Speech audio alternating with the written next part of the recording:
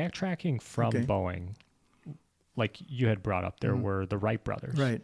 which I think kind of many people know about the Wright brothers. The first flight in America, if not the world. First powered flight. First powered flight. There were gliders, and there were balloons, but the first heavier than air.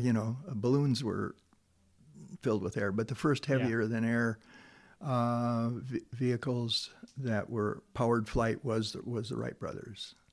And that was in North Carolina? Yeah. In fact, I start the book out with that. And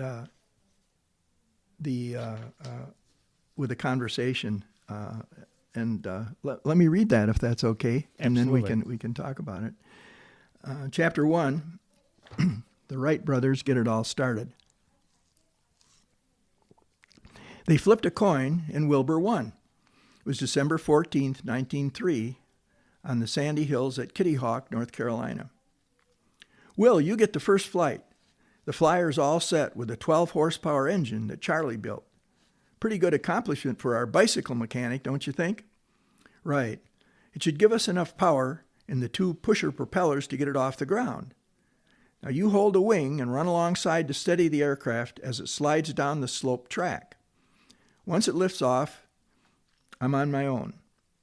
The flyer cleared the wooden track and fell into the sand after 100 feet in the air with minor damage.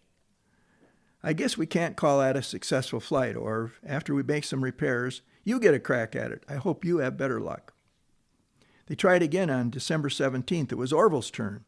A photo taken of Orville flying and Wilbur running alongside after he had just let go of the wing became one of the most famous photographs in history. After his first flight, Orville said, I didn't do much better. Not on the third, but on the fourth try that day, Wilbur flew over 800 feet, almost the length of 3 football fields, and was in the air for nearly a minute. History was made. Man had flown under power for the first time ever. So that's the way it all started. Now, so this was, you said Kitty Hawk? Yeah. North Carolina? Yeah, they lived in Dayton, but they went out there because of the prevailing winds off the Atlantic. And also, it was sandhills, so if they crashed, it wasn't too bad. I was wondering about that, what the relationship was with, they did the flight in North Carolina, but they're originally from Ohio? Right. They had bicycle business built bicycles in Dayton, but they had gotten interested in flight when they were little kids. Their father brought them a toy airplane powered by rubber bands from France.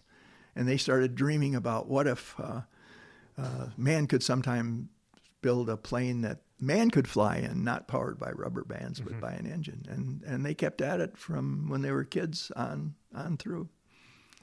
So, you know what the Wright brothers remind me of, just because they're brothers, reminds me of last time when we talked about the Dodge brothers a little bit. Yeah. And I think the Dodge brothers, too, had a bicycle, or they worked on bicycles. I believe so, yeah. Wow. Yeah, bicycle was quite an industry for a while in this country. It Was it It really? was the first step from the horse. Think about it. The only way man could get anywhere was on a horse or a horse and buggy for quite a while, and then they started with the bicycle, and so and then the bicycle people started thinking about other things, and aircrafts and cars, and it just moved right along. Yeah, we kind of forget sometimes that the bicycle was kind of a step in there between the